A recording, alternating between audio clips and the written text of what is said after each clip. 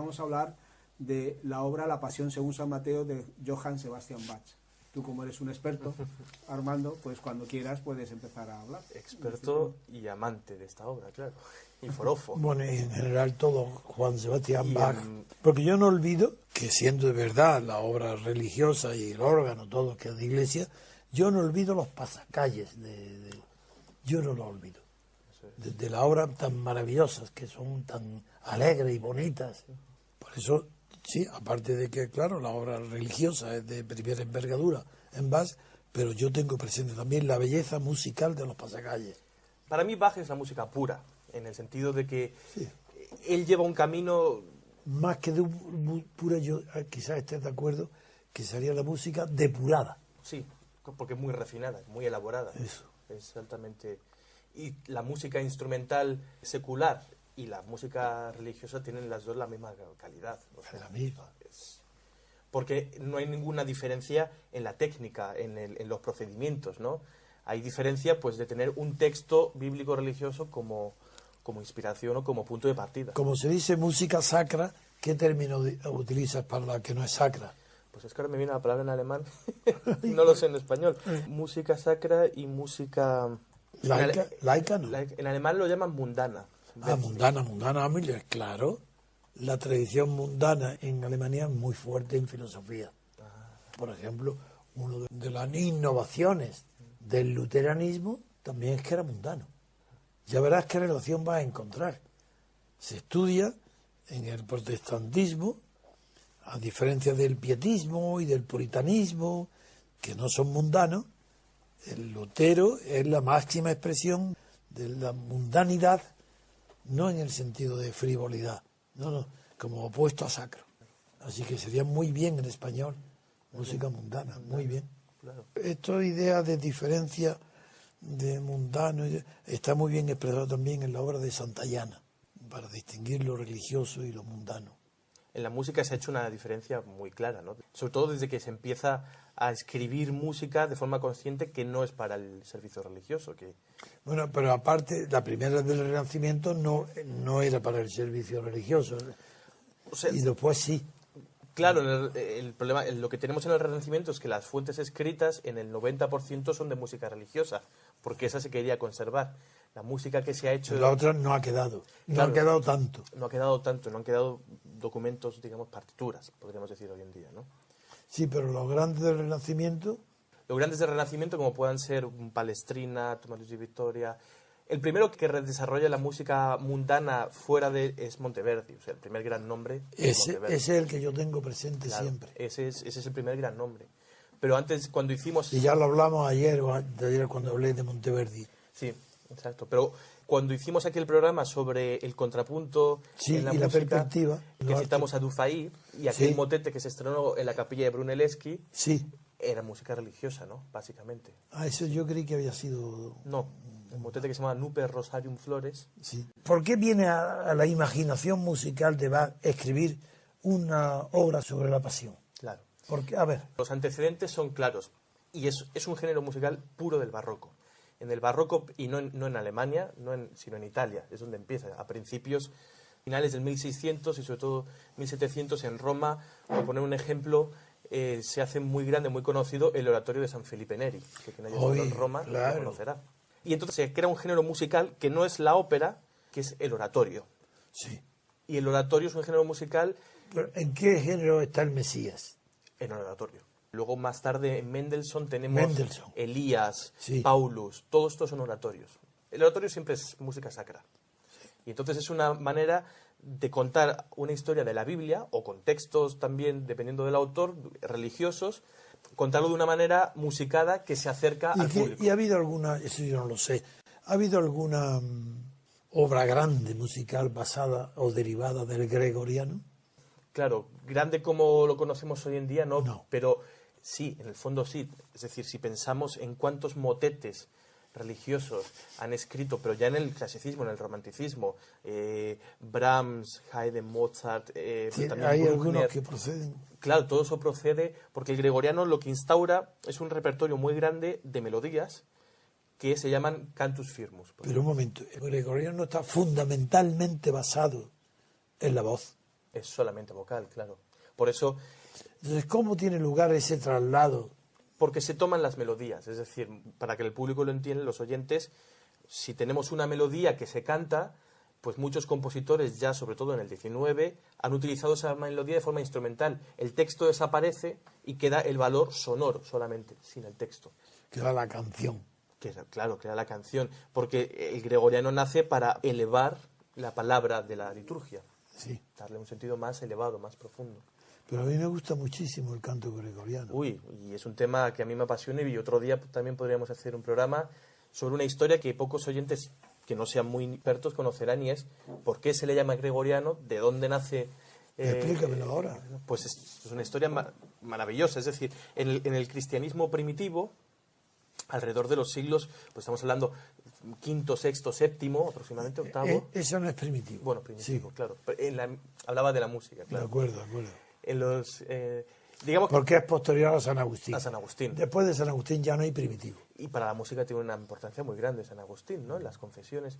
Pero, por simplificarlo un poco, en Europa, cada centro, o cada país, cada nación, cada cultura tiene su repertorio musical para la liturgia. Con lo cual, ¿qué encontramos?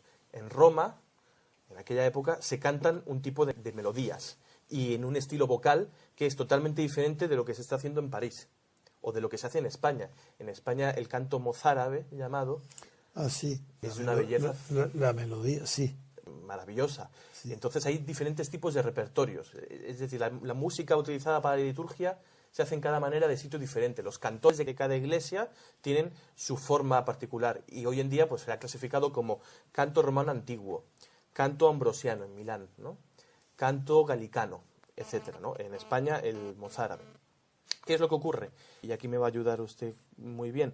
Cuando Carlomagno se hace por el Papa de Roma bendecir su imperio, se va a producir entre el canto romano, entre los cantores de Roma y los de París, un intercambio de su repertorio que se va a extender muy rápidamente a toda la Europa central. Pero eso es anterior al Imperio Carolingio, antes, Esto se produce con el inicio del Imperio Carolingio, al principio. al principio. Entonces este intercambio entre los cantores de Roma y de París Del sur y del norte. y del norte, ¿sí?, va a dar lugar a un repertorio que se va a ir extendiendo cada vez más, gracias al Imperio Carolingio. Claro, Y de aquí se va a crear la leyenda del Papa Gregorio Magno, sí. que se le representa. Que es el padre que bautizó. Claro, gracias a él se le da el nombre de gregoriano. Eso. Es decir, no es que el Papa Gregorio, como se ha hecho en la leyenda, escribiera un corpus de tanta repertorio, sino que se hereda una tradición que empieza con el Con Imperio su Carolingio. nombre. Y entonces la leyenda cristiana, pues, o la historia cristiana, en forma de leyenda, dio como resultado que a este repertorio que se va a unificar ya en toda Europa se llame Eso, gregoriano. entendido lo que ha explicado, lo que bien en cuanto a la melodía. Pero lo que no entiendo es el acento. ¿Por qué el gregoriano, que es muy bonito, por qué se distingue universal en todos los países que la terminación de cada oración musical es de lo mismo casi para que desaparezca la voz? Y luego otra vez alto y otra vez. Esa acentuación, esa tonalidad que va de la vibración a la suavidad, que termina en suavidad, es universal. No hay canto gregoriano que no obedezca a esa pauta. Que yo conozca, no.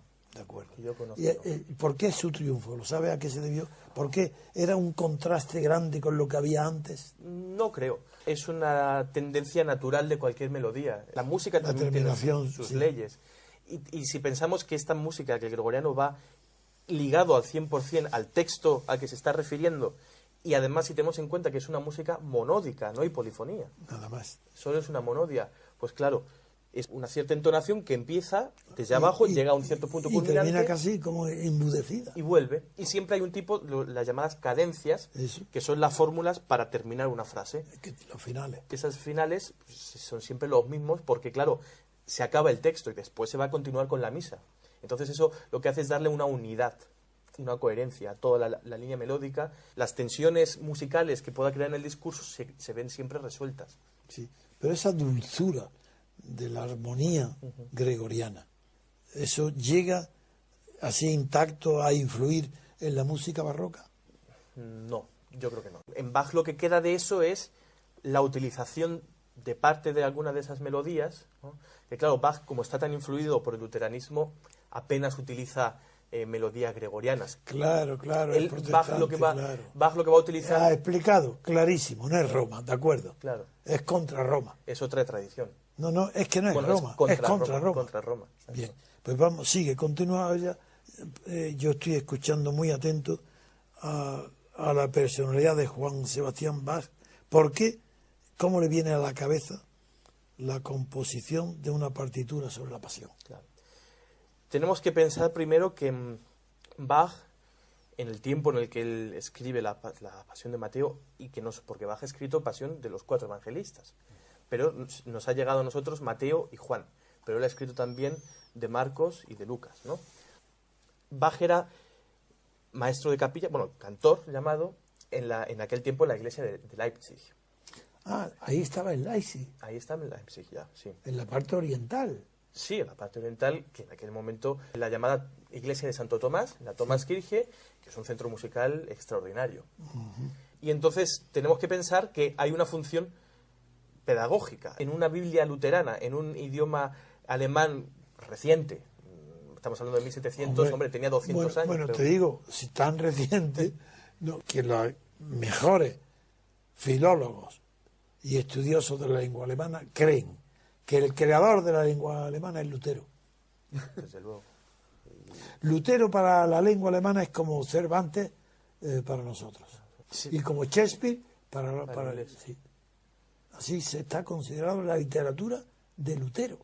Entonces, claro, para la expresión literaria es una forma de transmisión oral comparable con la transmisión de la tradición musical. Hasta ese punto es importante. Y claro, no es por casualidad también que la parole sea la palabra, en francés le digo, la palabra, sea la palabra clave que utiliza el más grande teólogo del luteranismo, que es Karl Barth. Si en ese contexto puedo yo situar culturalmente la pasión de Bach, pues me daría como una tranquilidad de saber que comprendo el momento y la finalidad desde el punto de vista religioso de la pasión de Bach. Es exactamente. Yo, vamos. Fíjate, porque yo he estudiado y conozco muy bien a la obra importantísima del teólogo del protestantismo, Karl Barth, que se llama La Parole, porque lo digo La Parole porque la tengo en francés. Y ahora, a partir de ahora, háblame en qué consiste la pasión. Ya pasemos a ella. Pasemos a ella. Bueno, pues la Pasión de Mateo, como bien se imaginan los oyentes, es de forma musical explicar el Evangelio de Mateo, aunque los textos que Bach utiliza son en parte de 2 capítulos del Evangelio y hay otros textos de otros autores de la época. Antiguamente es una expresión perdida, pero se le llamaba una predicatio sonora, y ese es el objetivo. Una predicación sonora. Sonora. Oh. Casi nada. Sí. Y como he dicho antes... Pero claro, lo sonoro es lo contrario a lo mudo. Claro. Sí. Y entonces, que como... estoy pensando qué motivación le ha podido llevar a ponerle sonora en lugar de musical. Musical. Que sería diferente, y por eso me he quedado un poco parado en mi cabeza, pensando que para él era una predicación sonora antes que musical. Tal vez porque la palabra, tan importante en el luteranismo y en esa obra, la palabra es sonora. La palabra no es musical. Si se ha querido transmitir una pasión evangélica con sonoridad, no tenía por qué estar pensando estoy haciendo algo, una creación musical, sino estoy poniendo, dándole sonoridad a lo que es las palabras del Evangelio. A la palabra del Evangelio, eso es. Eso estoy improvisando, ¿eh? Pero a tu lado es fácil improvisar, primero porque me conoces muy bien y sabes cómo llegarme con la explicación que me estás dando encuadrando el marco cultural donde se produce la enorme creación artística de la pasión de Juan Sebastián Bach. ¿Ves bien? Sigue. Y entonces seguimos, bueno, como he dicho, viene del género del oratorio, no se le considera oratorio porque se constituye en un género musical en sí mismo. Y este género musical tiene una estructura muy clara. Todos los movimientos, los números, porque es una obra colosal. La Pasión según San Mateo dura aproximadamente unas 2 horas y media. toda una noche, toda una tarde.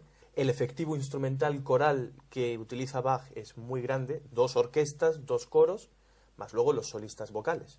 Y la estructura de este género musical de la Pasión es muy clara. Hay los llamados números corales, es decir, donde canta el coro, los llamados recitativos. El recitativo es una forma de darle un ritmo musical a la palabra, es decir, la auténtica narración, como si fuera una historia, se produce en esos recitativos. Y entonces, ¿qué es lo que hay? Hay un pequeño acompañamiento del llamado bajo continuo, que el bajo continuo es un órgano, más el violonchelo, instrumentos que hacen acompañamiento, ¿no?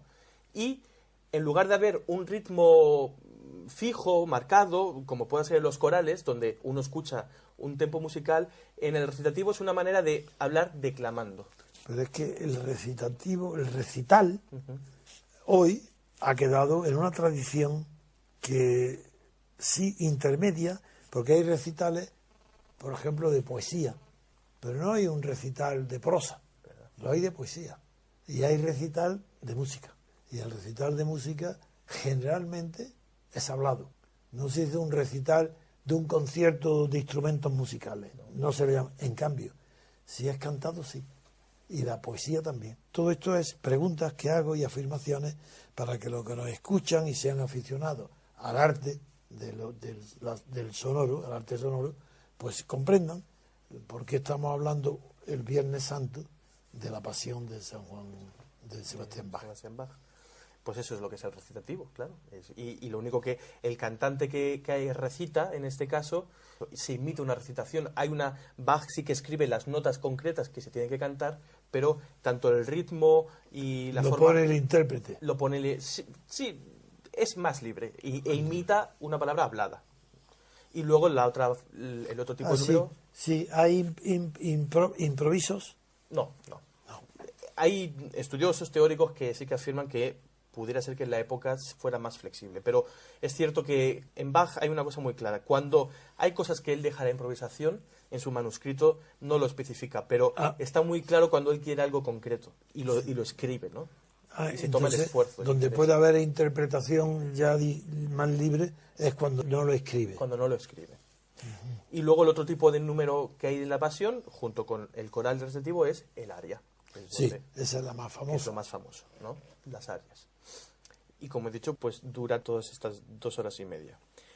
Entonces, pues durante todo el género de la Pasión se cuenta, es una forma de contar una historia, en el fondo. ¿El Evangelio? El Evangelio. Y así es como el público ¿Pero empieza desde los momentos felices o ya arranca? No, ya arranca aquí. Claro, en cada Pasión ¿Empieza ya con dramatismo o no? Empieza ya, bueno, claro. Que el barroco es muy difícil empezar con algo ingenuo, porque el barroco ya en sí mismo, el estilo, es tan recargado que el drama ya está anunciado enseguida. Si los oyentes que después de este programa quieran escuchar la pieza, lo primero que suena de la Pasión es un ritmo parecido al de una pasacalle, es un compás movido. Y como una marcha. Como una marcha, es como una especie de marcha. Porque el pasacalle son marchas. Sí, exacto. Pues tiene un ritmo de una marcha y empieza que uno dice, lo que va a pasar aquí, lo que va a venir. Eso me refiero. Sí, esto eso es lo que yo quería empieza decir. Nada de andarse por las ramas. No, va derecho ya. Va derecho al drama, ¿no?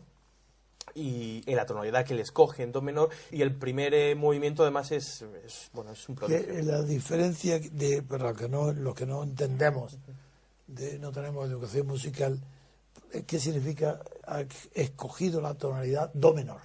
¿Qué significa? ¿Por qué en otra tonalidad hubiera sido distinto? ¿Por qué es lo adecuado? Claro. Para los que no sabemos música. Claro, de una forma... No, se puede explicar muy bien, puede explicar, yo creo que sí. Vamos a ver, la música occidental nuestra, desde el origen, sobre todo desde los tiempos de Bach, ¿no? Que, claro, se abren muchos temas de repente, ¿no? Pero los tonos, ¿no? Es decir, quien sepa lo que es la nota do, la nota re, mi, fa, ¿no? Una cosa general, pues cada composición musical, ¿no? Pues está compuesta en un tono. Pues, por ejemplo, en el tono de re. ¿Y qué significa eso? Pues eso quiere decir que de la escala musical, lo que hemos hablado el otro día, de la escala musical, el origen, por ejemplo, si nosotros tenemos un piano delante de nosotros y vemos que de la nota do, pues hay hasta la siguiente nota do, re, mi, fa, sol, la, exacto, toda esa escala, Pues de cada una de esas notas de la escala se puede establecer una tonalidad. ¿Eso qué quiere? De cada una de ellas. De cada una de esas ¿Y, notas. ¿Y esa se convierte en dominante o qué? Y esa se convierte en tónica. ¿Y si significa dominante o no? Dominante es una relación que se produce con respecto a la tónica. Si yo elijo que mi próxima composición va a ser en re, Sí. pues esa va a ser la tónica. Y la dominante va a ser la nota de la escala que se produce tras 5 notas, lo que se llama el quinto grado. Si empezamos, claro, es muy específica, teórica. Nunca la había visto, nunca la había oído. Claro, pero para simplificarlo, para que nos entiendan los oyentes, cada tonalidad que podemos escoger, si decimos, en este caso do, ¿no? Do. La nota do, pues el compositor puede escoger si lo escribe en do mayor o en do menor. Y por ¿Qué diferencia hay de uno y otro? de uno y otro, pues por simplificarlo un poco, la tonalidad mayor suena más jovial, más alegre, más Joven. extrovertida. Sí, joven, no necesariamente quizá joven, pero es un mundo No, más... has dicho jovial. por Sí, eso jovial digo, es de sí. joven, claro. Sí, más, no, la palabra es extrovertida, yo creo. Ah, de acuerdo. Menos Ah, dramático. Más alegre. Más alegre, en el Optimista. fondo. Optimista, sí. Es que claro... Más movida Más también. movida, sí. Tiene esa... Eso es el tono menor. Mayor. Mayor. ¿Y el menor? Es lo contrario. Es algo Pero introvertido, pero el dramático. el mismo tono. La nota es la misma, sí. Entonces, como si es la misma, como suena de una manera o de otra. Porque, claro, Hombre, ¿cómo le explico? Si escogemos la tonalidad de do mayor, la escala de do mayor tiene unas notas diferentes que la escala de do menor, aunque las dos sean de do. Se llaman de do porque la escala va a empezar en la nota do. Pero si tocamos do mayor hay una serie de notas y si tocamos do menor son otras. Y entonces es una cuestión también de la acústica, de la composición de los sonidos. Mayor o menor hace referencia a la tercera nota que viene en esa escala.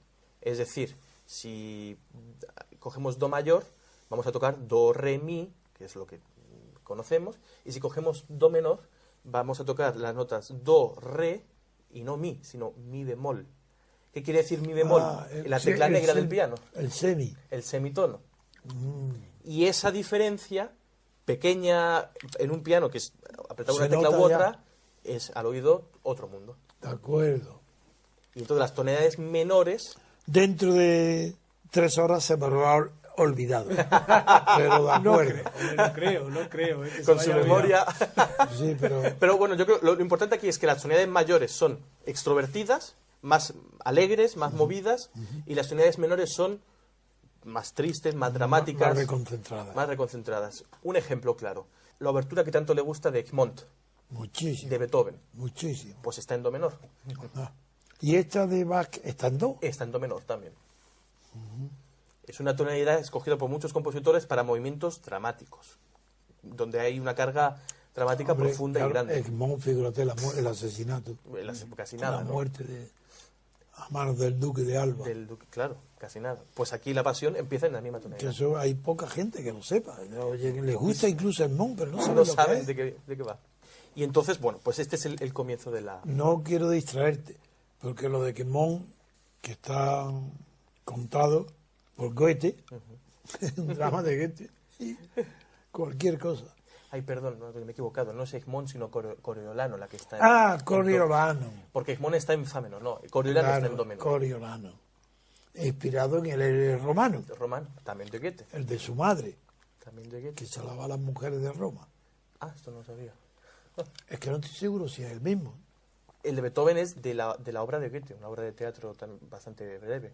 Sí, pero el Coriolano. Bien, sigamos, porque no tengo seguridad que sea el mismo. El mismo. Bueno, una vez introducido en qué contexto nos encontramos... Ah, una cosa importante. La iniciativa de escribir La Pasión realmente no es de Bach, es un encargo, por supuesto, en la Iglesia. Ah, eso sí que yo creía que era él mismo que lo había... No. La música que escribe, es decir, Bach ha escrito poca Él música. que no cobró sea por propia. eso. Claro, él tenía su sueldo como Estaba organista. organista y maestro del coro. Una fascinante en Bach es leer sus escritos, sus cartas, en cómo él tiene que combinar una vida de inspiración musical, espiritual muy alta, con la vida terrenal, de que no tiene dinero, del oficio, de que los niños... Bueno, él hasta llega a tener con un alumno un duelo a espada. ¿Sí? Sí. ¿Con un alumno? Con un alumno, sí, en ya un adolescente, unos ¿Por un 16, motivo 17 de honor años. personal o de religión? Como Por un motivo de honor personal y de indisciplina del alumno. ¿Y qué pasó? que le tomaba el pelo. El alumno se reía. El alumno se reía de Bach, siempre estaba formando escándalo, era un indisciplinado. ¿Y quién lo desafía? Y pues lo desafía el propio Bach.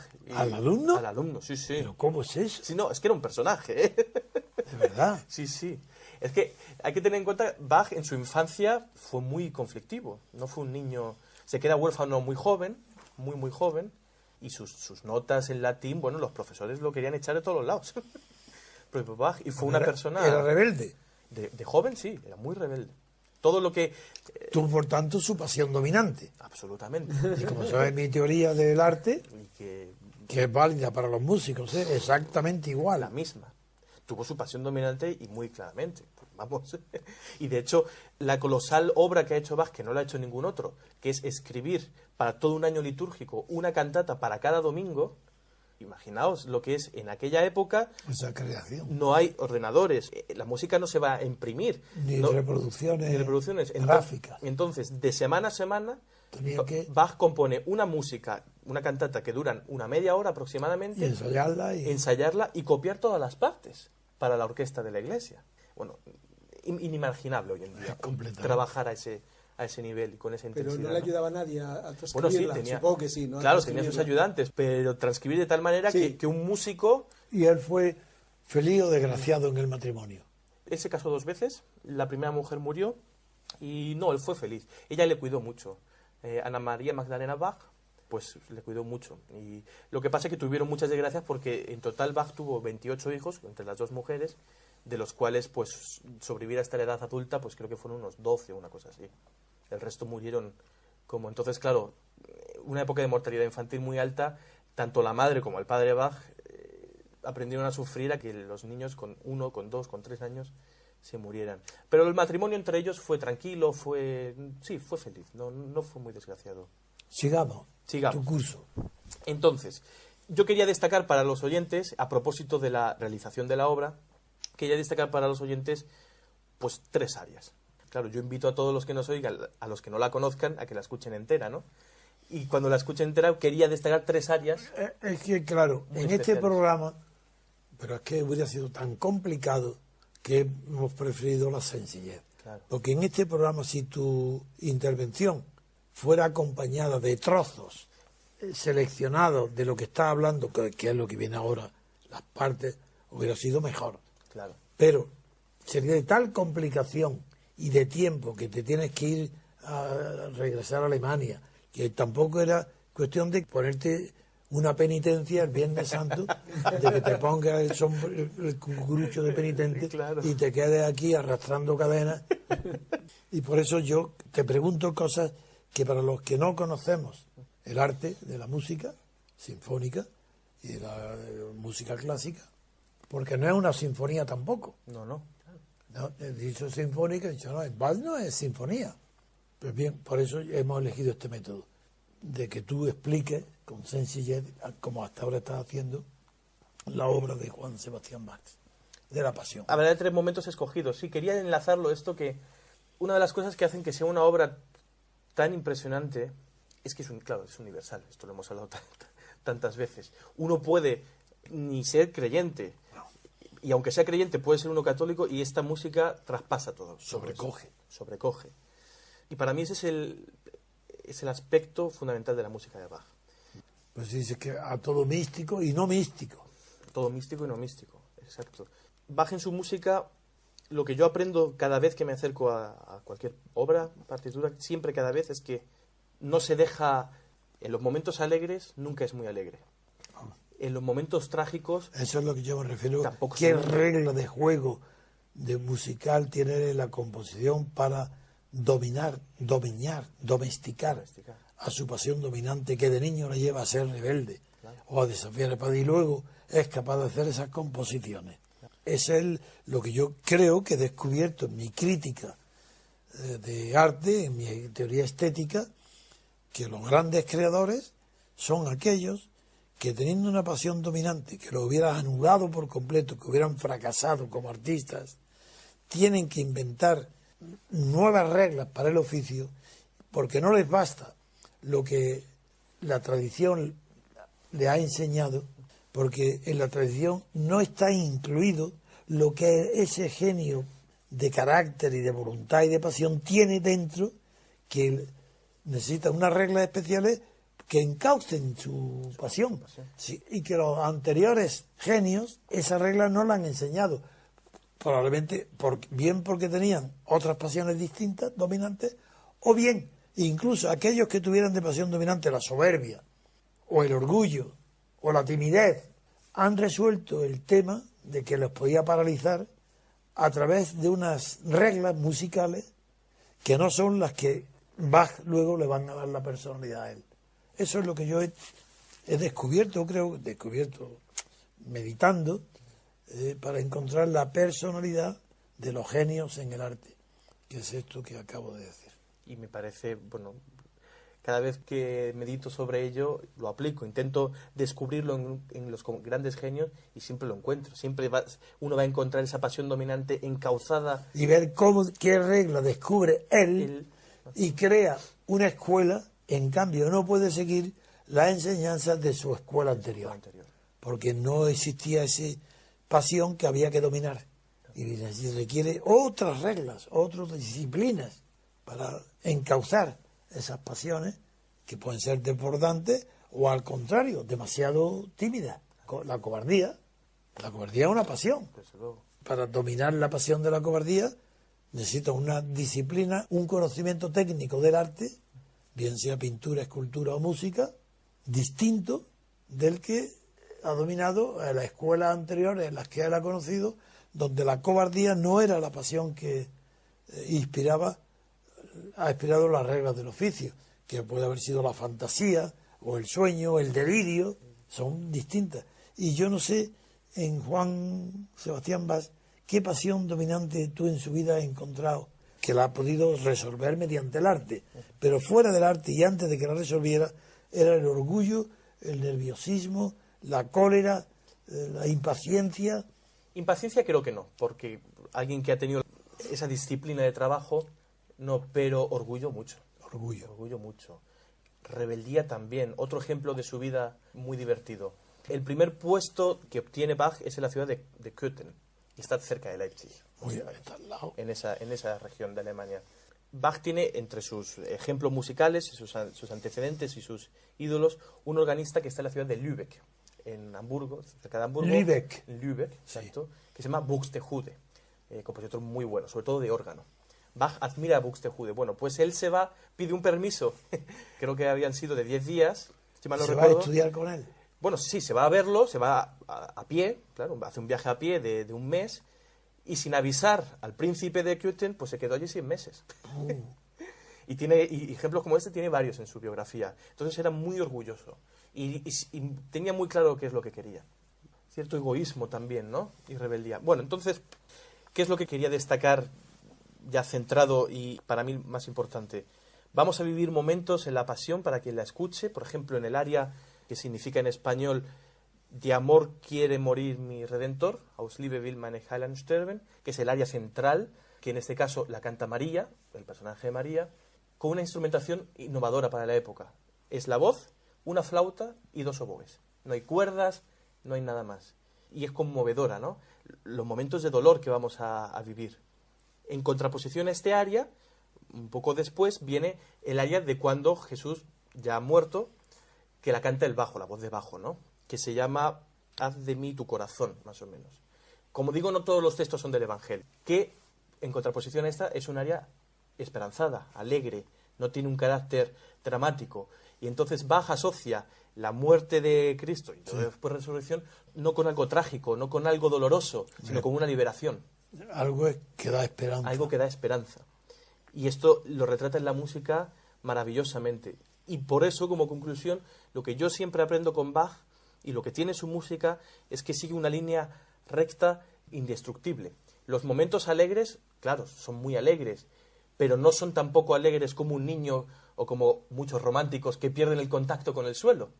Y en los momentos dramáticos no va a caer tan hasta el fondo que en la depresión. Siempre hay una resolución de la tensión, siempre encuentra la paz.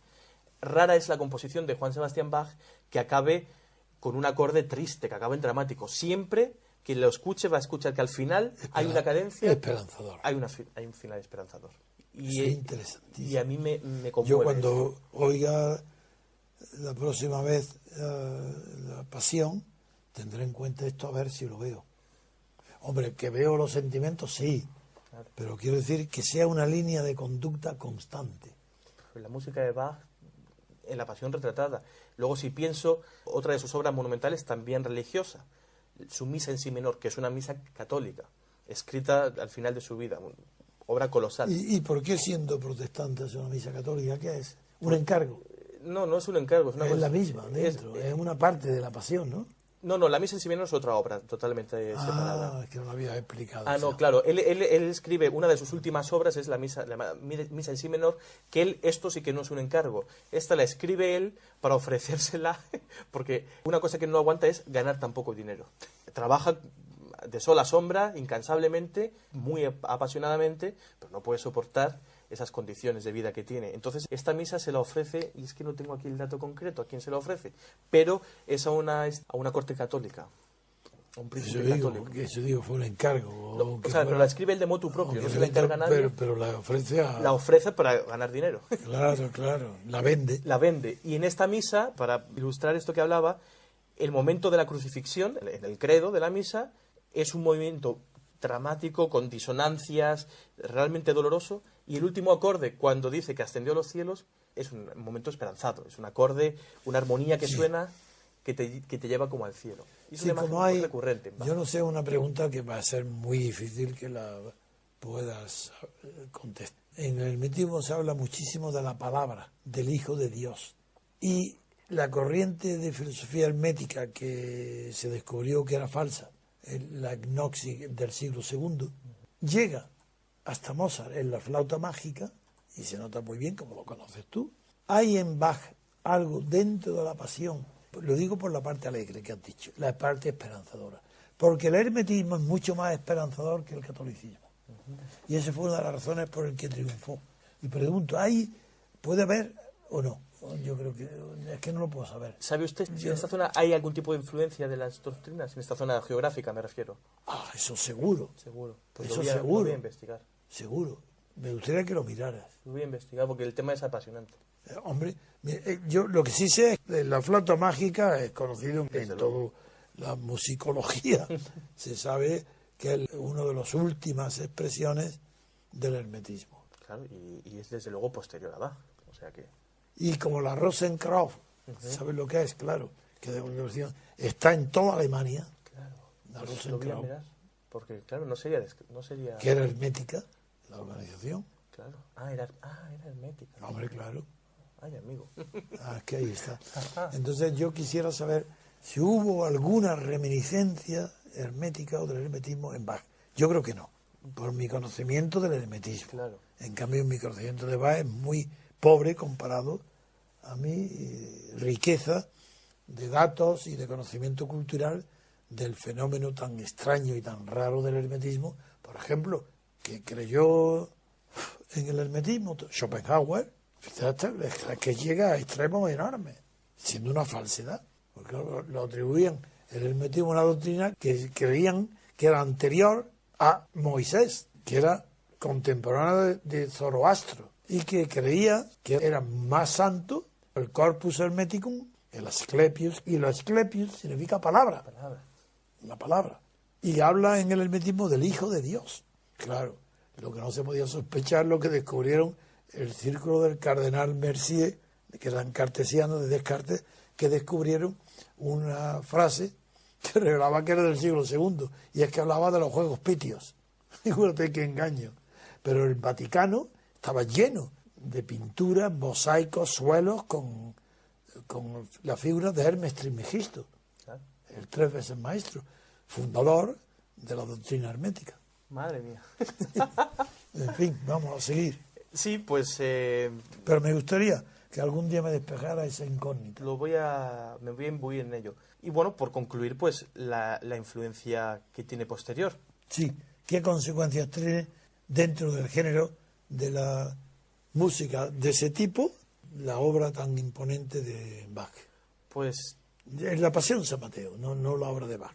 la pasión, pues Lo primero que hay que nombrar, después de su estreno en el Viernes Santo de 1727, la obra... Anda, yo nací en el 1927. ¿De qué siglo es él? Del 18. De 1727. Exactamente yo, 200 años después. Casi nada. Nada. Pues justo en el medio, 100 años después del estreno, es cuando la obra se recupera, porque la Pasión según San Mateo queda absolutamente olvidada, como todo Bach. Sí. Todo Bach. Es verdad, que quedó en la oscuridad. Sí. Hasta 100 Absolutamente. años sí, Nunca- de toda la obra. Sí, Sí, desconocido. De Bach sí. lo que se conoce, lo que sí que traspasa es evidente su maestría en el arte del contrapunto. Las fugas de Bach, las tocatas, Pues claro, eso que queda, son tan conocidas. No es ninguna casualidad que Mozart, en su última etapa, cuando está casi en el lecho de Y sobre muerte, todo los violines, ¿no? claro, o por ejemplo Beethoven, don Antonio, Y su Beethoven, última... Beethoven vuelve al arte puro del contrapunto, porque el contrapunto es en la música, como hemos hablado, comparando con la perspectiva, es la base, es el arte puro. Pero la Pasión según San Mateo, al igual que toda su música, queda en el olvido. ¿Quién la recupera? En el año 1829, es decir, 100 años después prácticamente, nuestro No, querido... 27 has dicho, ¿no? Claro, 27, pues 102 años después, Eso, 29. se reestrena en una versión reducida la Pasión de Mateo en Leipzig, en la misma ciudad, dirigida por ¿quién? Por nuestro querido Mendelssohn. Quien redescubre, maravilla. quien recupera a Bach ¿Es Mendelssohn? es Mendelssohn. Fíjate, viste que estaba bastante lejos de su música, ¿eh? Claro, pero Mendelssohn adora a Bach. Pero es que, claro, Eugenio Mendelssohn tiene una categoría enorme que no le da. Yo sí se lo doy, como sabes, desde que nos conocimos. Siempre te hablo de Mendelssohn. ¡Ay, qué alegría! No lo sabía yo. Fue Mendelssohn en un concierto multitudinario organizado, dirigido por él, y él dirige el reestreno, la segunda representación, se podría decir, de la Pasión según San Mateo, 102 años después. Uy, qué maravilla. Y Mendelssohn es el impulsor de... ¿Y qué consecuencias tienen los demás compositores una vez que se recupera la figura y la música de Bach? Fundamentalmente es el arte del contrapunto, el contrapunto estricto, severo, Sí, la fuga. la fuga, tiene muy poca presencia en todo el romanticismo. Sí. Apenas aparece. Sí, es muy etéreo. Es muy Y intelectual. el romanticismo es pura naturaleza. Exacto. Y eso no es naturaleza. Y eso no es naturaleza, es pura creación intelectual. Es casi matemáticas. Sí, absolutamente. Sin embargo, los grandes compositores siempre, y curiosamente siempre al final de sus vidas, van a volver al contrapunto. Por ejemplo, Beethoven, Ninguna duda. La novena. la novena, y su último cuarteto de cuerda, que contiene la llamada Gran Fuga. Sí. Y es una fuga visionaria. Pero es que es la propia novena. En la novena, todo el primer movimiento, hay una fuga metida dentro, en fin. Entonces, Bueno, la técnica de la fuga sí influye a partir de... a partir de la segunda mitad del 19... Ya entra. va a recuperarse más el dominio del contrapunto. Brahms, que tanto hemos hablado, también va a recuperar la figura de Bach. De hecho, Bach, en 1880, se hace por primera vez la edición de las obras completas de Bach.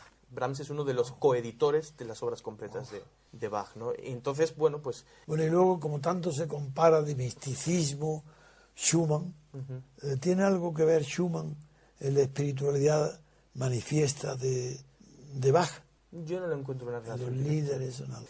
Ahí hay una influencia muy grande, bueno, del idealismo de Goethe, sobre todo. O sea, es Desde luego. Goethe quien inspira a Schumann, a Beethoven, no digamos, Schubert. El nacimiento del género Lied, del género canción Sí, alemán, el género Lied. va indissolublemente asociado a Goethe, también a Heine, a los grandes sí, poetas, ¿no? Heinrich Y ahí Heine. no veo, espiritualmente no veo mucha conexión con Bach. Beethoven, sí, no. ¿Y ha dejado alguna figura grande, no de la altura de estos genios?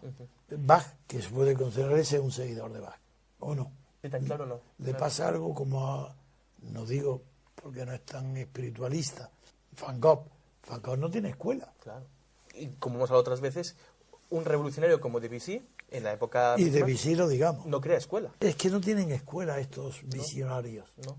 Y Bach tampoco tiene escuela. Bach deja la escuela de la técnica del contrapunto. Bueno, eso es una técnica. Eso sí. es una técnica, pero si pensamos, Bach tuvo, de sus muchos hijos, hay 3 compositores relevantes. Esa es la pregunta que yo te estaba haciendo. ¿Hay compositores que pasen por sí mismos a la historia, siendo seguidores de Bach? Yo creo que el ejemplo más claro sería el de sus hijos. Händel, que es contemporáneo de Bach, no va a ser un seguidor de Bach. ¿En el Mesías tiene algo de común?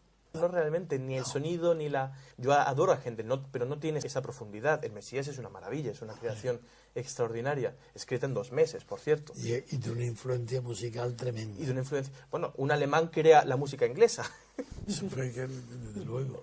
Uno oye a Händel y oye todo después y está oyendo música inglesa. Completamente. Y es un alemán. Y Bach y Händel tenían una rivalidad, no se llevaban tan bien. No. Hay cartas entre ellos, una vez se quisieron encontrar, en la época había duelos musicales. Oye, fuera peligroso enfrentarse a Bach y Uy, que retaba duelo. Desde luego, Duelos musicales que se hizo Armando, un duelo Sí, musical pues con un piano o con un... Sí, con un clavicémbalo. O un violín. De la época se hacían normalmente en clavicémbalos. Porque es lo más parecido al órgano también. Claro, y porque es un instrumento polifónico. Y entonces un duelo musicales son divertidísimos. En aquella época existía todavía la tradición de la improvisación en la música clásica, que luego se pierde. El impronto. Claro, entonces improvisan Es una que el fuga. impronto es una palabra muy técnica en la música, En la música, sí, claro. que define muy bien el bien. movimiento, Exacto, impronto. impronto. Y entonces, imagínense, había un duelo musical, y por poner un ejemplo ficticio, se ¿Y encuentra... por qué me gustan a mí tanto los adagios? Ay, pues, a mí también me gustan, claro. Pero es que, por ejemplo, dice Brahms, adagio, Beethoven, adagio. Si quiero, me vienen antes los adagios que los... Que los alegros... Sí. Claro, es que el adagio, al ser un movimiento lento, pues es mucho más expresivo. Los adagios de las sinfonías de Brahms o de Beethoven Sí, son los movimientos donde hay la expresividad mayor. Hay que ver el de la cuarta de Brahms. Claro, el adagio de la cuarta de Brahms, ¿no? Es allí el compositor se va a dejar la piel emocional Completamente. y las pasiones. Entonces los adagios, Son tan sinceros. claro, son movimientos más expresivos. En los alegros son más técnicos, Sí. la velocidad, el virtuosismo. En un adagio no suele haber virtuosismo. En un movimiento rápido, pues Pero hay un hay sentimiento. pero hay un sentimiento que está expuesto más directamente, más a flor de piel, para que lo entiendan los... Más popular es el Albinioni. Y Bach lo que ha dejado es, como es natural, las fugas y las contrafugas. La fuga, la las técnica, contrafugas. que eso es de uso común. Claro, pero eso fundamenta... Y hay determinadas composiciones que no tienen más remedio, Claro. que se ha convertido casi en indispensable, sobre todo de paso de un movimiento a otro. Y por eso es tan extraordinario como Bach, en una música tan intelectual y tan técnico, alcanza a expresar las emociones más profundas. No, más sublimes. O más sublimes. Son la palabra que le Sublimes. corresponde, no son profundas, porque no son pasionales, Claro. son espirituales, por eso son sublimes, como si suprimieran la carne, Sí. la carne del oído, Claro. y que escuche el alma nada más, como si no hubiera un cuerpo escuchando.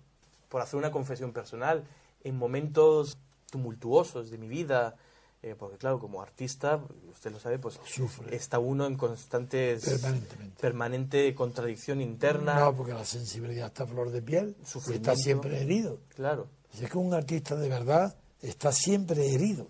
pues mi bálsamo, la tirita, mi alcohol para la Eso, herida, eso. en muchas ocasiones es la música de Bach, porque me devuelve al centro. Pero el órgano o el violín es igual, Me es igual, está indiferente. sí, porque el órgano pues, es su... Pero yo tengo la debilidad por los pasacalles.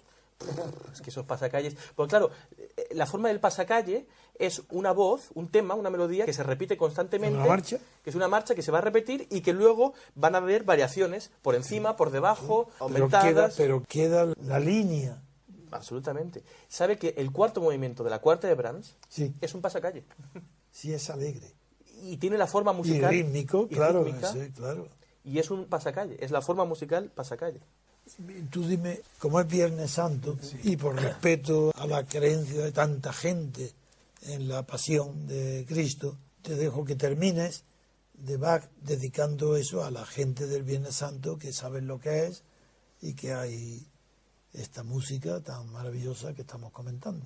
Para concluir, es una obra que afecta profundamente, o que sí, a las emociones sublimes, como hemos dicho, de los creyentes y de los no creyentes. Claro, eso es igual. Y que, sí, invito a todos los que nos escuchan a utilizar como excusa esta festividad, Claro. escuchar esta pieza, porque es una experiencia estética, artística de primer orden. Y que no sé si se puede decir que a uno le hace mejor persona, pero al menos madurar. Un profesor mío decía que en las 2 horas y media que dura una pasión de Bach, madura uno lo que 10 años de vida, ¿no? Por esa lección de verdad contenida dentro Sí, es cierto. de cualquier obra artística. Incluimos 3 fragmentos de la Pasión según San Mateo de Bach. El primer corte son 3 minutos, aproximadamente, que corresponden al inicio de la obra.